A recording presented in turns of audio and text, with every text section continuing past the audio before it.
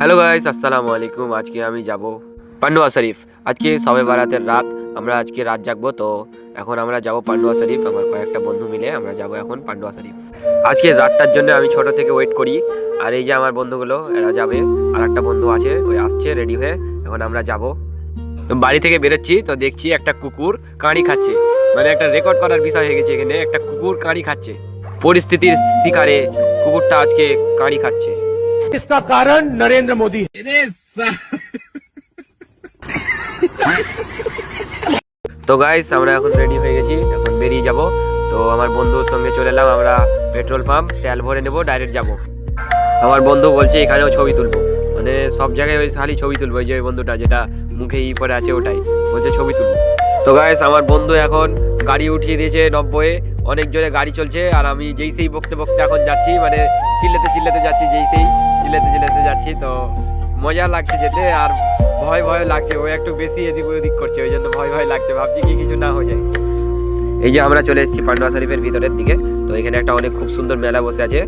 এখন আমার বন্ধু একটা টুপি কিনবে, তো ওই টুপি নিয়ে নিবে। তারপরে আমরা এখন কবর জিয়ারত করে মসজিদে যাব, আবার নামাজ পড়তে হবে। তো গাইস, আমরা এখন জিয়ারত করে চলে এলাম। এখন আমরা বাড়ি যাচ্ছি, বাড়ি যাবো না, মসজিদে যাব। তারপর মসজিদে যে নামাজ পড়বো। তো আমার বন্ধুটা এই হেলমেটটা দিয়ে দিল আমাকে, বলছে কি তুই হেলমেটটা পরে থাক। তো আমি হেলমেটটা নিলাম, কারণ কি কিছু যদি হয়ে যায় তাও আমি একটু বেঁচে যাব। কারণ কি এত জোরে ওই গাড়ি চালাচ্ছে, গাড়ি চালা দেখে আমার অনেক ভয় লাগছে। তো হেলমেটটা পরে নিলাম, কিছু হবে না, একবারে ফুল সেফটি। আমরা চলে এসেছি, এবারকার এসে আমরা এখানে উজু করে নিলাম। তো আমরা সবাই একসঙ্গে উজু করে নিলাম। মানে পানিগুলো এত ঠান্ডা হয়েছে, কিন্তু আমরা অনেক দূর থেকে এলাম তো বাইক থেকে, তার জন্য ঠান্ডাটাও লাগছিল না, মানে ভালোই লাগছিল, গরম গরম লাগছিল। তো এই যে আমরা চলে এসেছি মসজিদে। তো এদিকে একটু লাইটের জন্য ভালো করে দেখাতে পারছি না মসজিদটা। তো চলো ভিতরের দিকটা দেখিয়ে দিচ্ছি কেমন। আর এখানে দেখছি কি মসজিদে একটাও কেউ নাই, মানে এটা বিশ্বাস করতেই পারছি না আমি, মানে একটাও কেউ নেই মসজিদে, শুধু ফাঁকা। আমরা তিনজন ছাড়া আর কেউ নেই মসজিদে।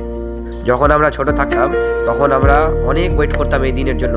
তো আজকে দেখছি মসজিদের মধ্যে কেউ নাই। তো দেখতে পাচ্ছ এখন 12:40 বাজতে চললো, মানে অনেক টাইম হয়ে গেছে। তাড়াতাড়ি নামাজ পড়ে চলে যাব। তো দেখতে পাচ্ছ কেউ নাই, আর ভালো লাগে না থাকতে। তো তাড়াতাড়ি নামাজ পড়ে নেবো আর চলে যাবো। আমাকে নিজেই খারাপ লাগছে, মানে এত লোক থেকেও আজকে এত ভালো দিনের মধ্যে কেউ নাই, আমাকে অনেক খারাপ লাগছে। তো এখানে দেখছি ছোট ছোট ভাইগুলো এখানে পিকনিক করছে। তো আমরা এখানে এলাম, তো ঠান্ডা লাগছিল, তো হাতটা আমরা তাপতে লাগলাম। এদের মতন আমরাও ছিলাম আগে, মানে যেই দিন এরকম রাত জাগার থাকতো কিনা, তখন আমরা প্রত্যেক দিন পিকনিক করতাম। আগে আমরা অনেক মজা করেছি, অনেক।